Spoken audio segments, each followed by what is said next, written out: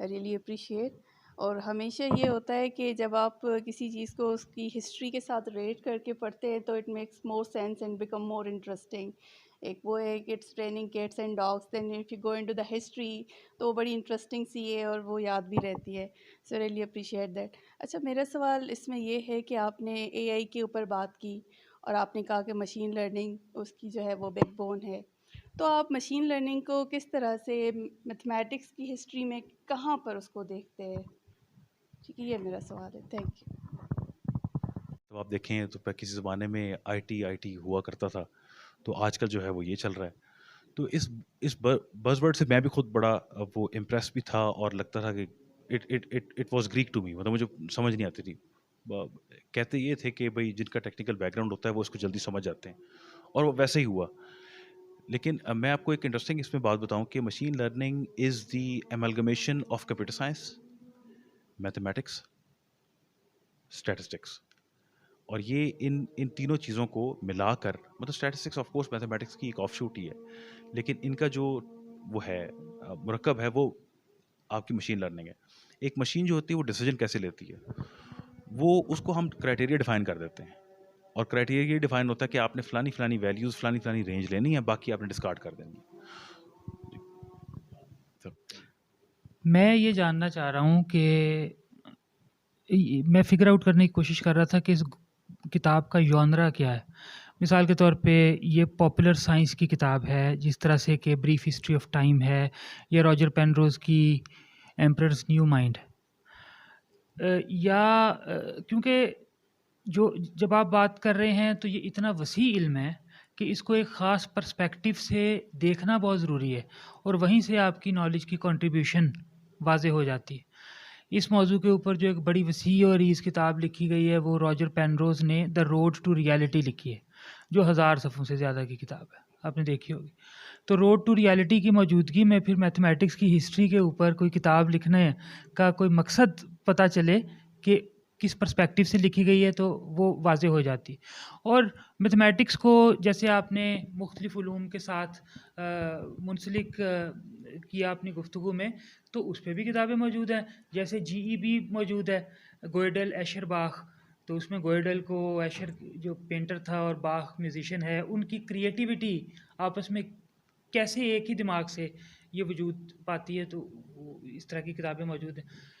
تو ایک سوال تو میرا یہ ہے، ایک کمنٹ میرا کہ یہاں کی جو سب سے پرانی سویلائزیشن ہے اس ایریا کی، وہ مہر گڑھ کی سویلائزیشن ہے، جو کہ 9000 سے 12000 سال پرانی سویلائزیشن ہے، اور دنیا کی قدیم ترین سویلائزیشنز میں سے ایک ہے. اور وہاں کے جو روئنز ہیں، یعنی کھنڈرات ہیں وہاں، وہ آپ دیکھیں تو اس میں باقاعدہ انجینئرنگ استعمال ہوئی ہے، ٹاؤن پلاننگ وغیرہ کی. اور جب آپ اس طرح کی انجینئرنگ اپلائی کرتے ہیں تو اس کا مطلب ہے میتھمیٹکس بھی اپلائی ہوا ہے. ہاں ہسٹری، جی اور ہاں پبلش نہیں ہے. یعنی کہ اوریجن آف میتھمیٹکس کو جب آپ فائنڈ آؤٹ کرنے کی کوشش کرتے ہیں تو آپ بیسیکلی جو پبلشڈ ہے وہاں سے آپ فائنڈ آؤٹ کرتے ہیں. یا آپ کے سامنے، یا پھر یہ ہے کہ جیسے مصر جو ہے وہ مشہور ہو گیا ہے، لیکن وہ ہے بھی بڑا ریمارکیبل اور بڑا وہ مارکت الارا قسم کی ادھر عمارات جو انہوں نے بنائی ہوئی ہیں. تو میرا بنیادی سوال یہ ہے، یہ تو کمنٹ تھا، کہ آپ کی کتاب جو ہے وہ کس پرسپیکٹیو سے میتھمیٹکس کی کہانی کو دیکھتی ہے. باقی سر وہ آپ کا جو سوال تھا کہ یہ کیا، اس کا مقصد کیا ہے، تو جو آپ کا پروجیکشن فنکشن ہے جی جو بالکل نالج میں سر. جو کوئی پرسپیکٹیو کریٹ کرے گا وہ کیا ہے. میں سر بڑا ہمبل ہو کے نا آپ کو یہ سبمٹ کروں گا کہ میں لٹریچر کا تو آدمی نہیں ہوں سر آنیسٹلی، اور میرے لیے بڑی مشکل ہوتی ہے لٹریچر کی چیزیں سمجھنا، اور وہ آف کورس بڑے جو ذہن ہے ان کا کام ہے. تو وہ اب کیونکہ لٹریچر کا میں ہوں نہیں، لیکن میں نے یہ چیز ضروری سمجھی تھی کہ جو ہمارے نوجوان ہیں اور جو ہمارے خاص طور پہ جب لاجواب بیٹھے ہوتے ہیں، جو ہمارے جو ایون ینگ پیرنٹس جو ہیں، ان کے بچے چھوٹے بچے جب دوسری تیسری جماعت کا کوئی سوال پوچھتے تو وہ لاجواب بیٹھے ہوتے ہیں، وہ ایک کسی طریقے سے ان کو بتا نہیں سکتے کہ وہ یہ چیز کیا ہے. تو یہ کتاب جو ہے وہ میں نے لکھی اس لیے کہ ہر بندہ پڑھے، جی انگریزی میں ہے، جی یہ کتاب انگریزی میں ہے، اور یہ لٹریچر کی کتاب بالکل نہیں ہے. آپ اس کو یہ کہہ سکتے ہیں کہ اس کا جو جانرے ہے وہ کلیکشن آف ایسیز ہے.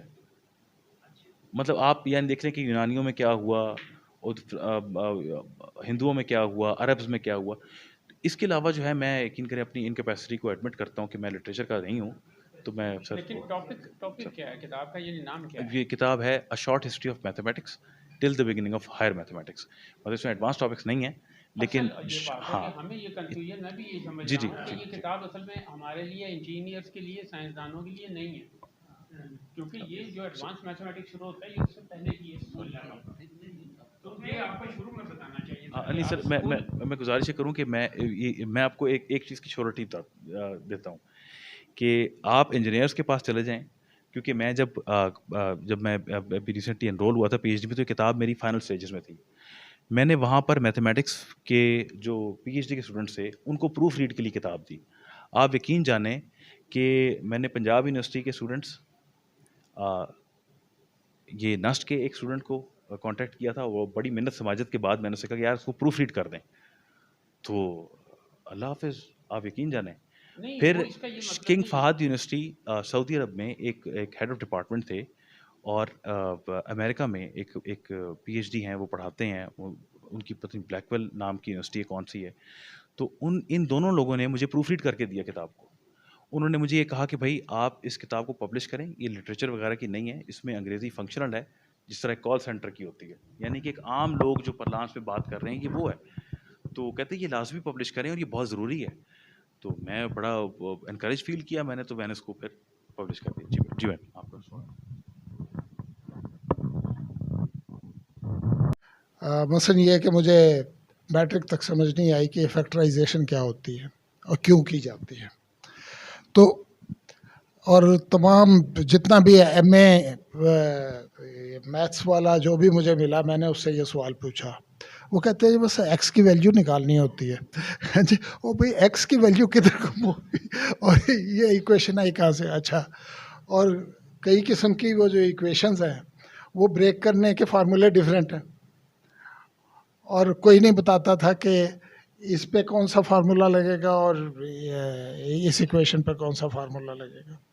تو یہ، اور دوسری بات یہ کاز اینڈ ایفیکٹ کا جب تک کنیکشن نہ ہو نا، آپ کو یہ پتہ نہ ہو کہ میں یہ کام کیوں کر رہا ہوں. یعنی یہ بیسک کیلکولیشن جو ہے وہ تو ایک عام دکاندار بھی جانتا ہے، اسے پروفٹ اور لاس کا بھی پتہ ہے کہ جی یہ میں اتنے میں دے رہا ہوں، اتنے کلو کی چیز دے رہا ہوں. ہے جی، اسے ویٹ اینڈ میئرس کا بھی پتہ ہے اسے. وہ سملرلی جیسے کوئی سود کے سوال نکالتے تھے، وہ پتہ ہے کہ جی میں نے یہ جواب نکالا اور یہ ٹھیک ہے جی. تو ان میں وہ چیزوں کا پتہ نہیں چلتا تھا. پھر سرگودا میں ایک مجھے ٹیچر ملا ایئر فورس کالج کا، تو اس سے میں نے یہی سوال پوچھا. میں شرمندہ کیا کرتا تھا انہیں یہ کہہ کے کہ یار بتاؤ فیکٹرائزیشن کیوں پڑھاتے ہو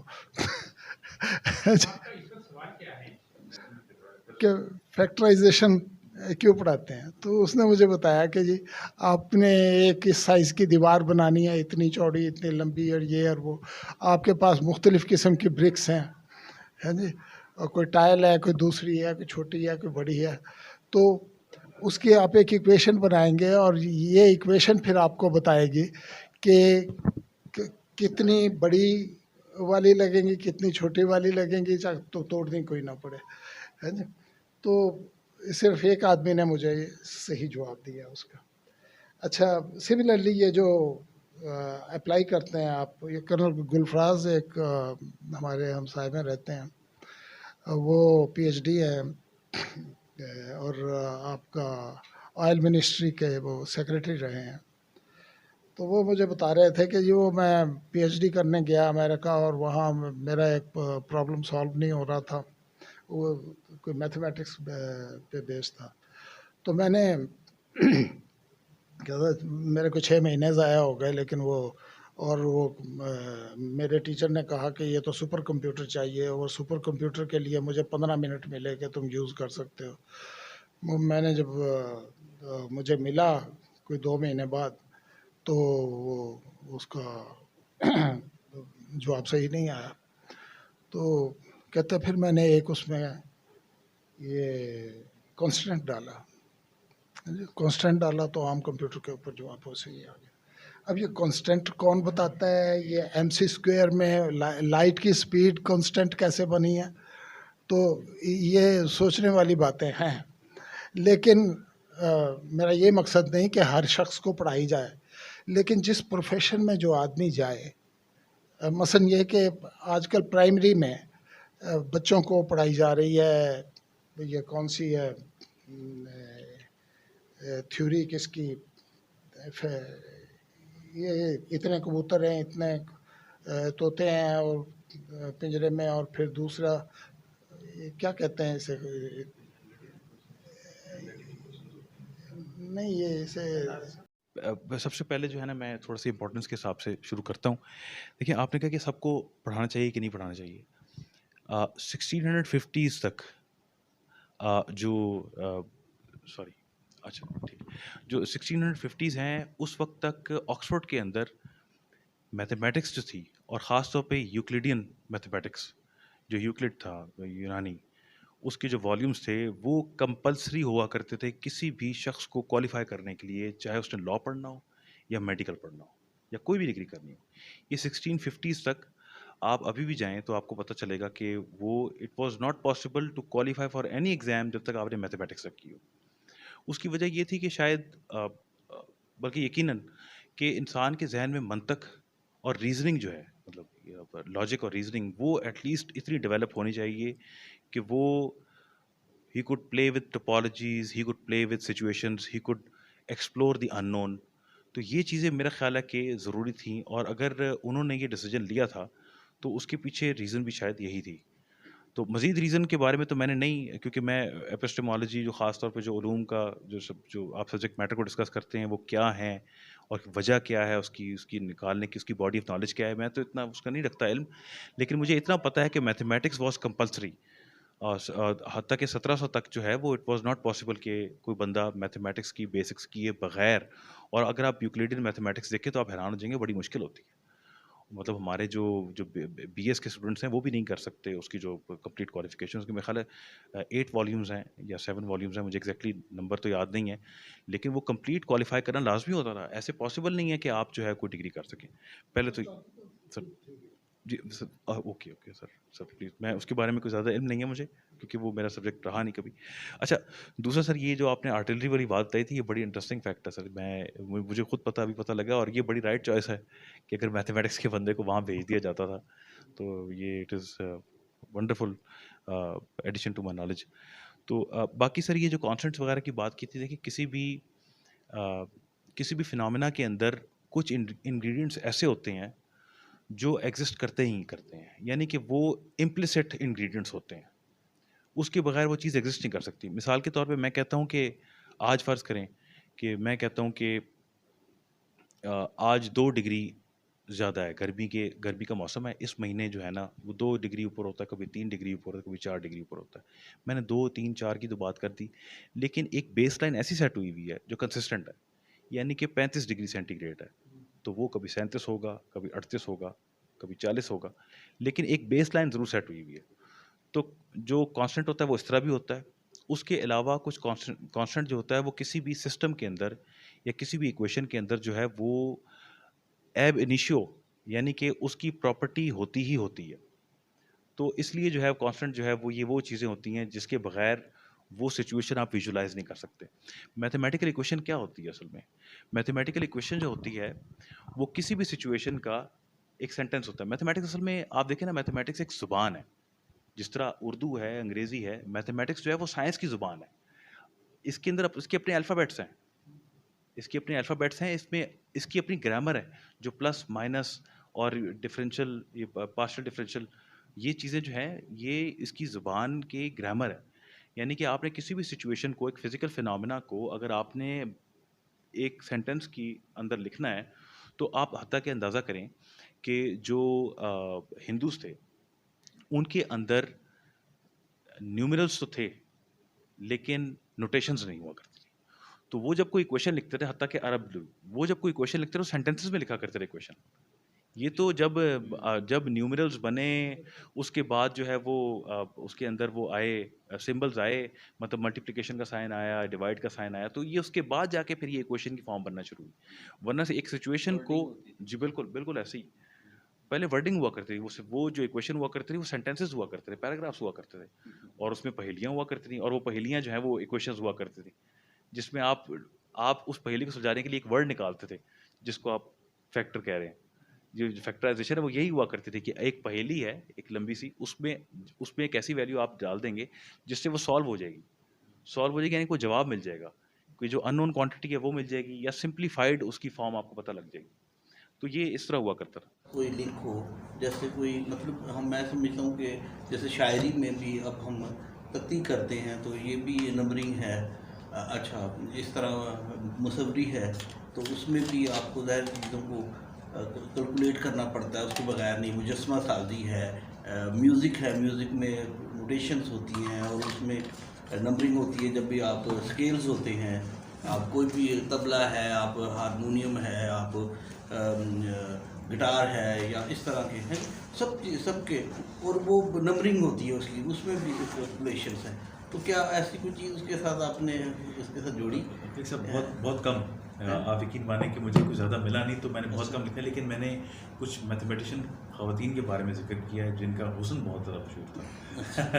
تو وہ اس میں رومیو نے جو ہے وہ اسی طرح ایک بہت بڑے میتھمیٹیشین کی بیٹی تھی جنہوں نے کمال کیا تھا اس وقت کے دور میں، جس کو کہتے تھے کہ وہ جو دور تھا وہ میتھمیٹکس کی اس علاقے میں ڈارک ایجز ہوا کرتے تھے. اس وقت کے ذکر ہیں وہ میں نے اس میں کیا ہے. پھر میں نے یونانیوں کی جو شیپس تھیں، خاص طور پہ جو ان کو محبت ہے جیومیٹری سے متعلق، جس طرح کی وہ شیپس بنایا کرتے تھے، مطلب میں نے اس میں لکھا ہے کہ لائن جو ہے وہ اٹ از کریکشن آف کیا کہتے ہیں پوائنٹس جو ہے وہ مطلب ان ایکسپینڈیبل لائن ہوتا ہے، اور جو لائنز ہے collection of lines is called کیا کہتے ہیں سرکل، اور سرکل اور collection of circles is called spheres. مطلب آپ دیکھیں نا کہ ایک ایسی لائن جس کو آپ مزید ڈیوائڈ نہ کر سکے وہ پوائنٹ کہلاتی ہے. مطلب اس طرح کی کوئی انٹرسٹنگ باتیں جو ہیں وہ میں نے اس میں ضرور شامل کی. تو میری کوشش یہی تھی کہ جو چیزیں ہیں وہ جو اس کو پڑھے ایک دفعہ وہ یاد رہیں اس کو.